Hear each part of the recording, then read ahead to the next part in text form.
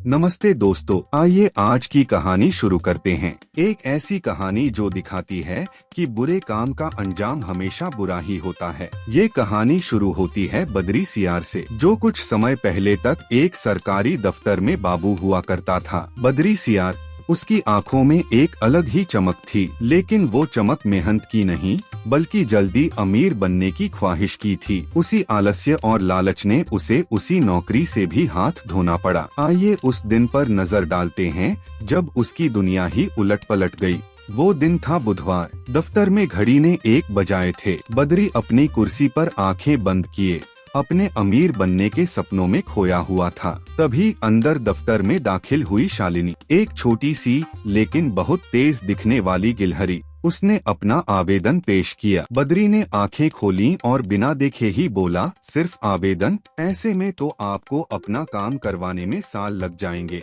और गारंटी भी कोई नहीं है। शालिनी ने कुछ देर सोचा और फिर जल्दी से अपने बैग से पैसों का एक बंडल निकाला। बद्री की आंखें चमक उठीं। उसके मुंह पर मक्खन जैसी मुस्कान आ गई। उसने पैसे लिए और बोला, ये हुई न बात। अब आपका काम चाहे कानूनी हो या गैर कानूनी, जल्दी हो जाएगा। लेकिन उसे पता भी नहीं चला कि उसके ऊपर अब कितनी बड़ी मुसीबत टूटने वाली थी। जैसे ही उसने पैसे लिए, 2 पुलिस वाले अंदर दफ्तर में आ गए। पता चला वो शालिनी कोई मामूली गिलहरी नहीं थी। वो थी नेशनल करप्शन ब्यूरो (NCB) की चीफ। बद्री के खिलाफ कई शिकायतें आई थीं और आज वो उसके जाल में पूरी तरह फंस चुका था।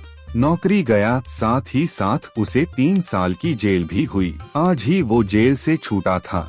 उसके पास अब कुछ भी नहीं बचा था। शहर में रहना मुश्किल था, तो उसने सोचा, क्यों ना अपने पुराने गांव वापस चला जाऊं, शायद वही कोई काम धंधा मिल जाए। बद्री गांव पहुंचा। हवा में एक शांति थी, लेकिन कुछ अलग भी था। एक बूढ़ा सफेद पूंछ वाला खरगोश भीमा एक बड़े बरगद के पेड़ के नीचे अकेला बैठा था। उसके गले में एक बोर्ड लटका था जिस पर लिखा था, नाली की सफाई के लिए अनशन। बद्री की आंखें चमक उठीं। उसके दिमाग में एक विचार आया। उसने अपने शहरी कपड़े बदले और गांव के साधारण कपड़े पहने। वह भीमा के पास जाकर बैठ गया। दादा, बद्री ने पूछा, काहे इतनी गर्मी में अनशन पर बैठे हो? भीमा ने आंखें खोली और धीरे से कहा, बेटा, गांव की नाली कई महीनों से जाम पड़ी है। मैं मुखिया रमनू भेड़ के पास गया तो हर बार वह कहता है, कर देंगे काका, ज्यादा चिंता मत करो। आज 1 महीना हो गया है पर कुछ नहीं हुआ। यह सुनकर बद्री को अपनी योजना और भी स्पष्ट हो गई, लेकिन उसे पता भी नहीं चला कि उन्हें देखने वाले 2 और थे। दूर से उन्हें देख रहे थे तेजू भालू, जो गांव का बड़ा किराना व्यापारी था, और उसका साथी मंगल भेड़िया, जो जूते चप्पल बेचता था। मंगल ने तेजू से कहा, देख रहा है, चुनाव को बस 2 महीने बचे हैं। रमनू भेड़ के खिलाफ कोई लड़ भी कौन सकता है। गांव वाले उसे ही पसंद करते हैं। तेजू बोला, हाँ, लेकिन सोच इस नए आदमी पर, बद्री सियार। गांव वाले उसे पढ़ा लिखा मानते हैं। मंगल मुस्कुराया, अब कहाँ है वह नौकरी? उसे तो 3 साल पहले निकाल दिया था। हमें बस एक ऐसी कठपुतली चाहिए जो हमारे कहने पर नाचे। अगर हम उसे जितवा देते हैं तो फिर मल्लू बंदर की जमीन हमारे नाम करवाना आसान हो जाएगा। तेजू को विचार पसंद आया। उसी रात वे दोनों बद्री से मिले।